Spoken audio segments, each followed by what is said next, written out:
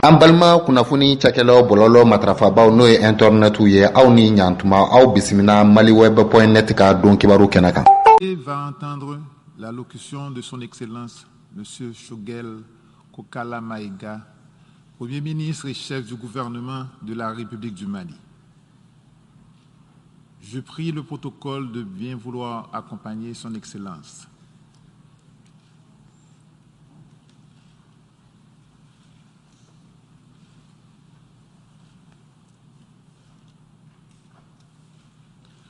Au nom de l'Assemblée générale, j'ai l'honneur de souhaiter la bienvenue à l'Organisation des Nations Unies, à son Excellence M.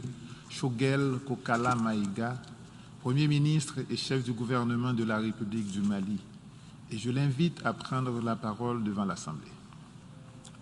Monsieur le Président de l'Assemblée générale, Mesdames et Messieurs les chefs d'État et de gouvernement, Monsieur le Secrétaire général de l'Organisation des Nations Unies, Mesdames et Messieurs, je voudrais avant tout propos vous adresser les salutations fraternelles du peuple africain du Mali et celles du président de la transition, chef de l'État, son Excellence le colonel Assimi Goïta. Je voudrais également, en leur nom et à mon nom propre, vous adresser, Monsieur le Président, les chaleureuses félicitations de la délégation du Mali pour votre brillante élection à la présidence de cette 76e session de l'Assemblée générale. Je félicite également votre prédécesseur, son Excellence M. Volkan Bozkır de la République de Turquie, pour la manière remarquable avec laquelle il a dirigé les travaux de la 75e session de l'Assemblée générale. Qu'il me soit permis également de réitérer à notre secrétaire général, M. Antonio Guterres, notre haute appréciation des efforts louables qu'il continue de déployer pour la réalisation des nobles objectifs de notre organisation commune. Monsieur le Président, la 76e session ordinaire de l'Assemblée générale s'ouvre fort opportunément sur le thème de l'espoir. L'espoir de renforcer notre résilience pour nous relever de la pandémie de la Covid-19 dans un esprit de responsabilité, de coopération et de solidarité. L'espoir d'un monde plus sûr, d'un monde de sécurité humaine. L'espoir que le Sahel retrouve la stabilité et redevienne un havre de paix et un pôle de croissance et de développement. L'espoir, enfin, de revitaliser l'Organisation des Nations Unies. Le Mali souscrit pleinement à l'esprit et à la lettre de ce thème qui résume parfaitement les idéaux de notre organisation commune. C'est une lapalissade d'affirmer que le Mali et les pays du Sahel sont de nos jours confrontés à l'hydre terroriste, à l'extrémisme violent et à l'instabilité. Cela dure depuis plus d'une décennie, avec le risque d'enlisement, de banalisation ou de lassitude propre à détourner ces problématiques de l'agenda international. À notre quotidien, fait d'angoisse et de tragédie, est venue s'ajouter la pandémie de la Covid-19, avec ses effets négatifs sur l'économie et sur les conditions de vie de nos populations, déjà précaires du fait des défis économiques, politiques et humanitaires. Rarement, un pays ou une région aura été aussi durement éprouvée par l'enlisement, l'empilement des crises, plus que le Mali et les États du Sahel. C'est dans ce contexte difficile que le peuple malien, après plusieurs mois de soulèvement populaire, a choisi une autre direction à notre pays et placé tous ses espoirs dans le processus de transition politique en cours dont il est l'artisan principal. Le gouvernement de transition, que j'ai l'honneur de diriger depuis le 11 juin 2021, comprend les représentants des forces vives du Mali. Fait notable, il comprend aussi, dans un souci d'inclusivité, des membres des mouvements signataires de l'accord pour la paix et la réconciliation issus du processus d'Alger, ainsi que des représentants des forces politiques et sociales de notre pays. Aussitôt installés, nous avons travaillé ensemble à l'élaboration du plan d'action du gouvernement de transition qui contient un ensemble de mesures dont la mise en œuvre va assurer la prise en charge des préoccupations majeures des populations éprouvées par la crise sécuritaire, politique, sanitaire et économique. Ce plan d'action du gouvernement, adopté le 2 août 2021 par le Conseil national de transition, organe législatif transitoire, s'articule autour de 4 axes prioritaires. Il est assorti d'un chronogramme d'exécution et d'un budget prévisionnel. Le premier axe du plan d'action du gouvernement érige la sécurité au rang de priorité élevée. Il répond à l'aspiration profonde de notre peuple, à la paix, à la quiétude, au vivre ensemble, à la cohabitation pacifique, à la cohésion sociale. En effet, malgré les succès indéniables enregistrés par les forces armées maliennes et leurs alliés, auxquels je rends hommage, les menaces entretenues par le terrorisme et les autres formes de banditisme et de criminalité transnationale continuent, hélas, à endeuiller notre peuple au quotidien et à menacer les fondements de l'État. De mars 2012 à ce 25 septembre 2021, où je m'adresse à vous du haut de cette auguste tribune, la situation dans mon pays ne s'est guère améliorée, malgré le soutien international et la présence sur notre sol d'une opération de paix de l'ONU, la MINUSMA, et des forces internationales telles que l'opération française Barkhane, la force européenne Takuba et la force conjointe du G5 Sahel.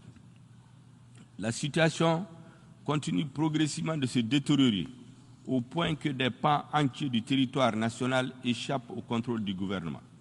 Mes citoyens vivent sous l'emprise des groupes armés terroristes, dans le déni de leurs droits les plus élémentaires. Leur accès aux services de base demeure hypothétique en raison de la faible présence des services de l'État, consécutive à l'insécurité grandissante. La MINUSMA, dont je salue ici le courage et la contribution à la stabilisation du Mali, évolue dans cet environnement vulnérable avec ce que cela comporte comme menace sur elle. Face à cette situation préoccupante, le gouvernement est régulièrement et fortement interpellé par les populations maliennes, de plus en plus exigeantes vis-à-vis des pouvoirs publics et des partenaires internationaux. S'il est établi que l'un des droits fondamentaux des populations est le droit à la sécurité, la garantie de celle-ci, assurément, est l'élément de légitimation de l'État aux yeux des citoyens. Monsieur le Président, je fais ce rappel pour vous restituer l'exacte situation du calvaire qu'endurent les populations maliennes. Je le fais aussi pour nous convier tous ensemble à l'introspection afin de changer de paradigme en matière de sécurité au Sahel. Le Mali, comme vous le savez, accueille sur son territoire une opération de paix des Nations Unies et je voudrais à nouveau rendre un hommage appuyé à toutes ces femmes et à tous ces hommes qui travaillent sous la bannière de la MINUSMA dans des conditions difficiles, souvent périlleuses, pour préserver la paix et pour protéger les populations civiles. Je rappelle que notre organisation commune, l'ONU, a été bien avisée en 2013 lorsqu'elle a décidé de déployer fort opportunément la mission multidimensionnelle intégrée des Nations Unies pour la stabilisation du Mali, MINUSMA.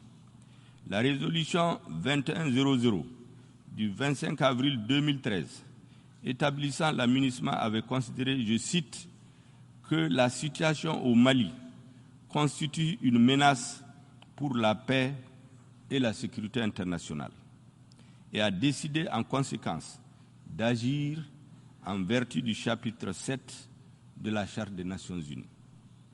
Dans son paragraphe 16, la résolution 2100 a fixé comme mandat initial à la MINUSMA, entre autres, je cite, d'appuyer les autorités de transition maliennes pour stabiliser la situation dans les principales agglomérations, en particulier dans le nord du pays, et, dans ce contexte, écarter les menaces et prendre activement des dispositions afin d'empêcher le retour d'éléments armés dans ces zones.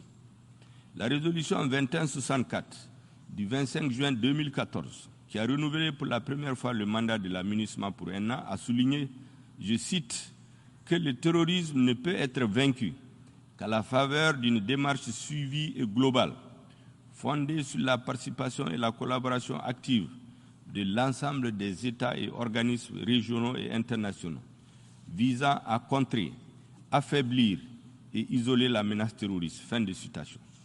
En conséquence, le paragraphe 12 de la dite résolution autorisait la MINUSMA, je cite, à utiliser tous les moyens nécessaires pour accomplir son mandat dans les limites de ses capacités et dans ses zones de déploiement. Elle lui enjoint en particulier, au titre du paragraphe 13, je cite, d'étendre sa présence, notamment grâce à des patrouilles de longue portée, dans les limites de ses capacités, dans le nord du pays, au-delà des principales agglomérations et en particulier dans les zones où les civils sont en danger.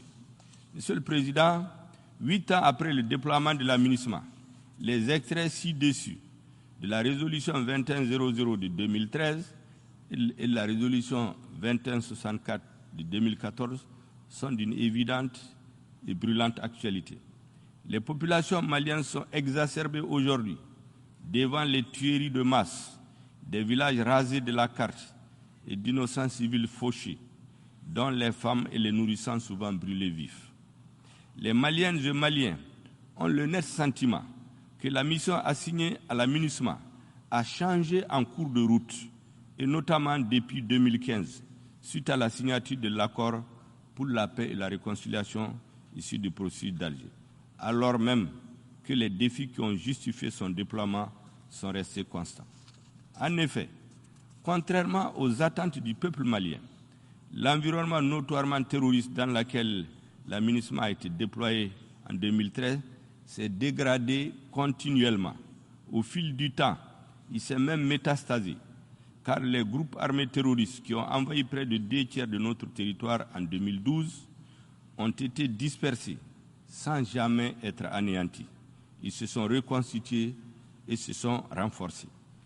C'est dans ce contexte de menaces préoccupantes que l'armée française, à travers l'opération Serval d'abord et ensuite l'opération Barkhane, a été autorisée à mener en soutien à la MINUSMA et à nos États le volet lutte contre le terrorisme au Mali. C'est également dans ce contexte, Monsieur le Président, que l'opération française Barkhane annonce subitement son retrait en vue, dit-on, d'une transformation en coalition internationale dont tous les contours ne sont pas encore connus, en tout cas pas de mon pays, pas de notre peuple. L'annonce unilatérale du retrait de Barkhane et sa transformation n'ont pas tenu compte du lien tripartite qui nous lie, c'est-à-dire l'ONU, le Mali en tant que partenaire engagé avec la France sur le front de la lutte contre les facteurs de déstabilisation. Le Mali regrette que le principe de consultation et de concertation, qui doit être la règle entre partenaires privilégiés, n'ait pas été observé en amont de la décision du gouvernement français. Aussi, la nouvelle situation née de la fin de Barkhane, plaçant le Mali devant le fait accompli et l'exposant à une espèce d'abandon en plein vol, nous conduit à explorer les voies et moyens pour mieux assurer la sécurité de manière autonome avec d'autres partenaires, de manière à combler le vide que ne manquera pas de créer la fermeture de certaines emprises de Barkhane dans le nord du Mali. Cette situation doit également inciter les Nations Unies à avoir désormais une posture plus offensive sur le terrain.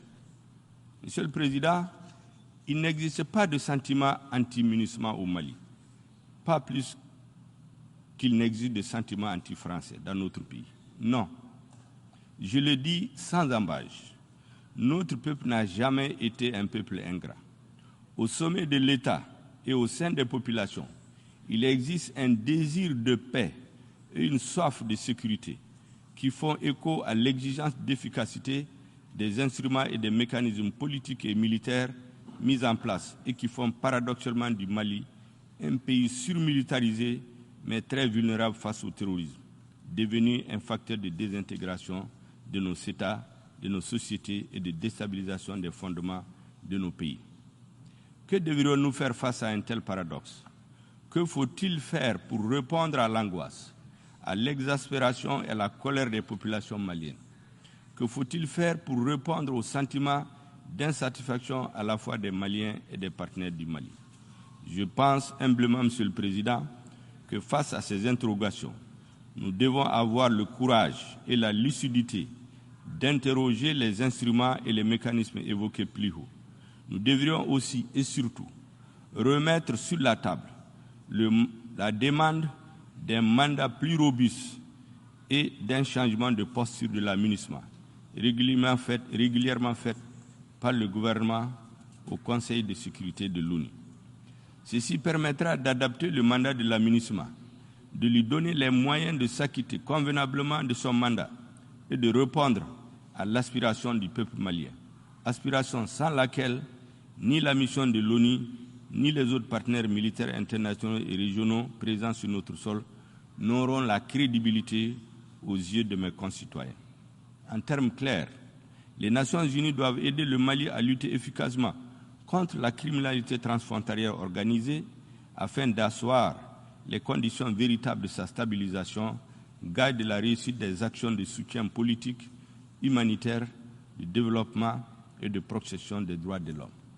S'il est établi que la situation au Mali constitue une menace pour la paix et la sécurité internationale, il nous revient donc de trouver les voies et moyens idoines pour continuer à y faire face de manière holistique, solidaire et déterminée jusqu'à l'éradication de la dite menace.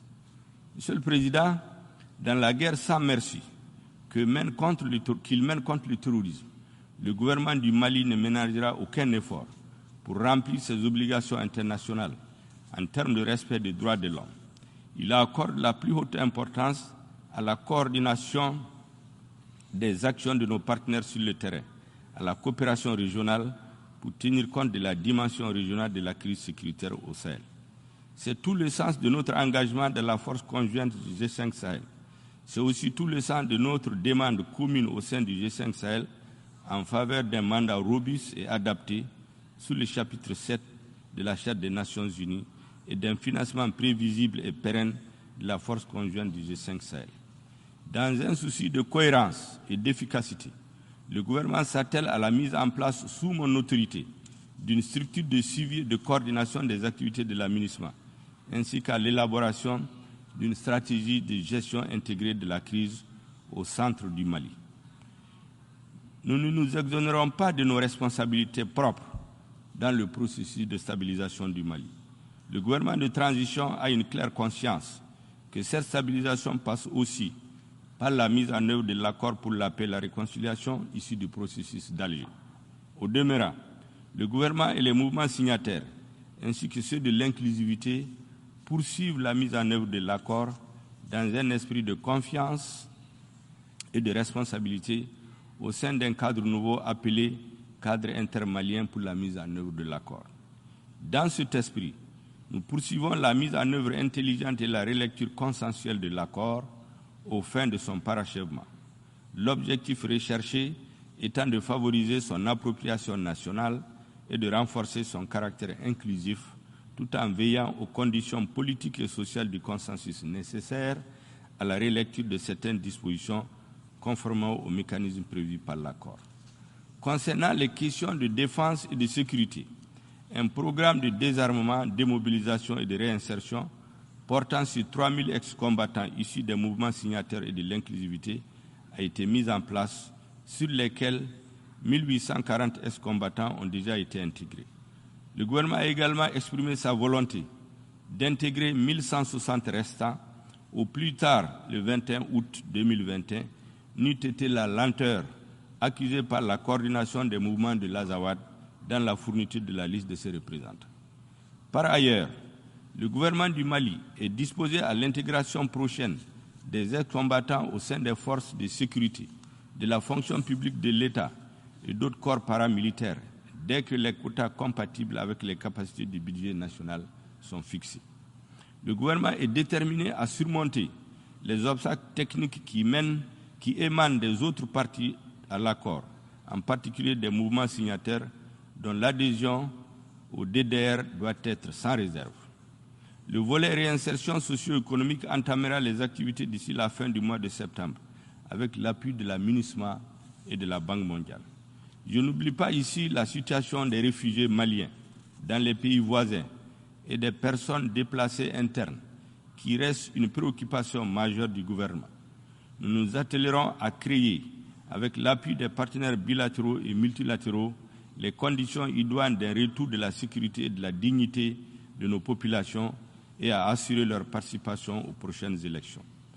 Monsieur le Président, la transition en cours au Mali se veut une transition de rupture qui porte l'espoir de guérir le Mali des maux qui l'assaillent, dont l'instabilité politique et institutionnelle, l'affaissement de l'État, conséquence directe de la corruption et de l'impunité. Pour réussir ce pari, notre pays a décidé de s'engager dans la voie des réformes qui constituent le deuxième axe du plan d'action du gouvernement. Ces réformes vont au-delà des questions politiques et institutionnelles et visent in fine à refonder l'État dont le délitement progressif est à la base de l'extrême vulnérabilité du Mali face aux défis politiques, économiques et sociaux auxquels il est confronté. Mon pays souhaite être une solution aux crises qui menacent le Sahel. Le Mali aspire vivre en paix avec ses voisins, renforcer son unité, sa stabilité et recouvrer la plénitude de sa souveraineté sur tout son territoire. Le Mali veut garantir la sécurité humaine à l'intérieur de ses frontières en consolidant ses institutions constitutionnelles. À cette fin, le Mali est engagé à faire sa mue à travers les réformes, à amorcer sa transformation vers un État stable et prospère, orienté vers le bien-être de ses habitants. Ces réformes ont trop longtemps été différées, pour différentes raisons, par les différents régimes politiques qui sont succédés au pouvoir depuis 2 décennies.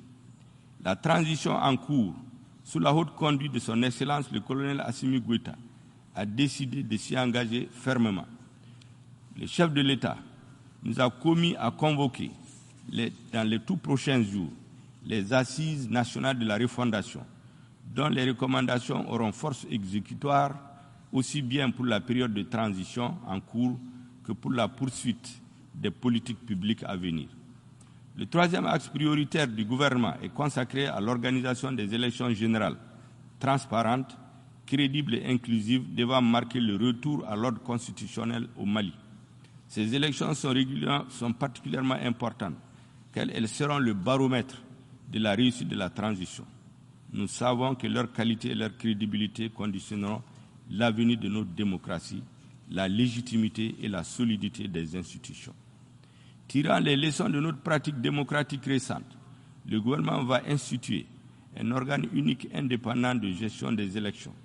Cet organe unique de gestion des élections posera les jalons politiques, juridiques et institutionnels de la restauration de la confiance des acteurs politiques et des citoyens lors des compétitions électorales. Il s'agit là d'une innovation majeure de nature à renforcer la démocratie et la légitimité des institutions. Nous avons conscience des délais impartis à la transition et de nos engagements internationaux. Nous travaillons sans relâche à les respecter. Dans cette optique, l'organe unique de gestion suivra un processus accéléré de mise en œuvre à travers la relecture de la loi électorale, l'installation d'un directoire national et des démembrements au niveau régional et local et dans les ambassades et consulats du Mali. À cet égard, la table ronde sur l'examen de l'avant-projet des termes de référence des Assises nationales de la refondation est ouverte hier à Bamako. Au-delà de la question de l'organe unique de gestion des élections, le gouvernement va s'atteler à réformer le système électoral à travers la relecture des textes fondamentaux régissant les élections. Enfin, Monsieur le Président, le quatrième axe de l'action gouvernementale consistera à instaurer la bonne gouvernance et l'adoption d'un pacte de stabilité. Sous ce chapitre, le gouvernement s'est engagé à assurer une gouvernance de rupture et d'exemplarité. Une lutte implacable est déjà engagée pour combattre la corruption et l'impunité qui sont à la base de la déliquescence de l'État. Les mesures en cours dans ce sens vont se poursuivre et s'intensifier. La gouvernance de rupture se traduit d'ores et déjà par une réduction drastique du train de vie de l'État afin de dégager des espaces budgétaires pour améliorer les conditions de vie des populations et assurer une répartition équitable des richesses nationales. Le président de la transition et le gouvernement ont déjà donné de bons exemples dans ce sens. Les ressources ainsi dégagées seront affectées vers les services sociaux de base. Pour plus de justice et d'équité entre les travailleurs, le gouvernement, après avoir procédé à l'harmonisation des grilles salariales au sein de la fonction publique, va initier dans les meilleurs délais une conférence sociale en concertation avec les partenaires sociaux et les acteurs du monde du travail. Monsieur le Président, pays sahélien à vocation essentiellement agricole, d'élevage et de pêche, le Mali demeure fortement préoccupé par les changements climatiques, qui constituent l'un des défis majeurs pour la survie et le développement de l'humanité. En effet, mon pays subit de plein fouet les effets du changement climatique, caractérisés par l'avancée et la désertification et son impact sur la faune et la flore, l'achèvement de nos fleuves et de nos cours d'eau, l'augmentation du niveau de chaleur, les inondations, etc., etc. C'est pourquoi je voudrais réaffirmer l'attachement du Mali à la mise en œuvre de l'accord de Paris sur le climat. Monsieur le Président, je voudrais conclure en rappelant que l'action du gouvernement de transition au Mali est orientée sur 3 piliers qui correspondent à 3 besoins vitaux pour le Mali.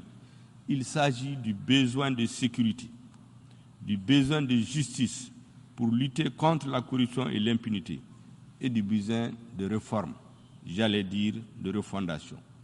Il est impérieux de continuer à travailler, à améliorer l'environnement de sécurité au Mali avec l'aide des amis du Mali, en appui aux efforts des forces de défense et de sécurité.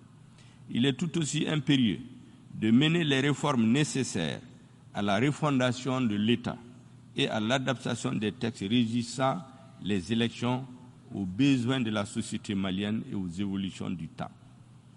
Il n'y a pas d'alternative aux réformes que nécessite l'état désastreux du Mali si nous voulons faire en sorte que ce grand pays reste debout et redevienne stable. La CEDEAO a bien appréhendé cela et dès octobre 2018, elle avait recommandé à l'issue de sa mission d'information relative à la crise post-électorale de mener les réformes en ces termes, je cite, « Prenant acte de la prolongation de la législature actuelle, selon l'avis de la Cour constitutionnelle et au regard des dysfonctionnements largement reconnus et évoqués par tous les interlocuteurs lors du scrutin présidentiel passé, il est impératif que le gouvernement et tous les acteurs sociopolitiques se conviennent de manière consensuelle d'entreprendre des réformes courageuses des cadres légaux, y compris la Constitution de février 1992 et du système électoral, avant de s'engager dans les prochaines élections que compte mener le pays. Je dois dire que cette importante recommandation de CEDEAO n'a pas été suivie d'effet à ce jour. Le gouvernement de transition que j'ai l'honneur de diriger s'attelle à la mise en œuvre diligente de cette mesure.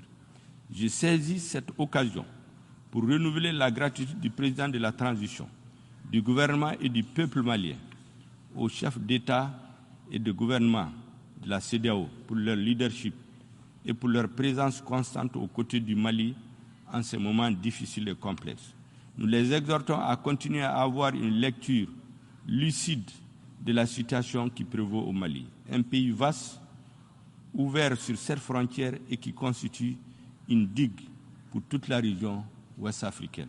Je vous remercie de votre aimable attention.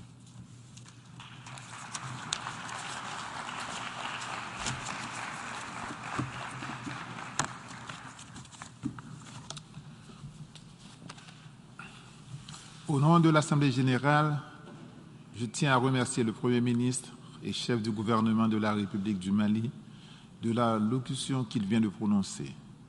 Et je prie le protocole de bien vouloir accompagner son Excellence.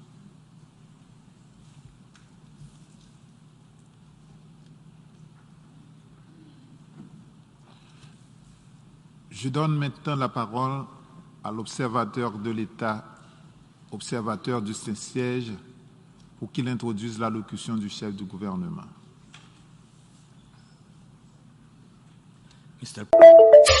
aw tulo garisɛgɛ kɛra kunnafoni la kumaba minnu ye maliweb.net sanfɛla la o de ye nin ye ni ala ma an ka jɔnya jɔn an na a kan an bɛɛ kunnafoni wɛrɛw kɛnɛ kan